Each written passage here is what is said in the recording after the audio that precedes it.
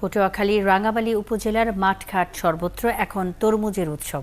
চলতি মৌসুমে বাম্পার ফলনে খুশি চাষিরা। তবে যারা দেরিতে চাষ করেছেন কঠোর লকডাউনের কারণে তারা তরমুজ বিক্রি নিয়ে দুশ্চিন্তায় পড়েছেন। এদিকে নোয়াখালীতে খেতেই পড়ে আছে পাকা তরমুজ। সময় মতো বৃষ্টি না হওয়ায় তরমুজ আকারে ছোট আর পোকার আক্রমণে নষ্ট হওয়ায় আগ্রহ নেই ব্যাপারীদের।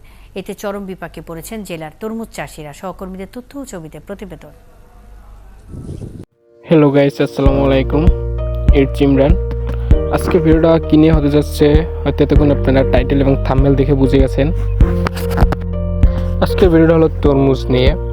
তো আমরা একটা তরমুজ খেতে আসছি, দেখবো যে একটা চারা গাছ থেকে কিভাবে তরমুজ ফলন হয়।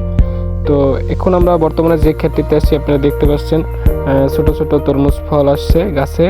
তো গাছগুলো বেশি বড় হয় নাই, এখনো মাসখানে হয়েছে, হয়তো বা লাগাইছে 1 মাস হয়েছে। গাছে একবার পানি দেওয়া হয়েছে আর কিছু সার প্রয়োগ করা হয়েছে।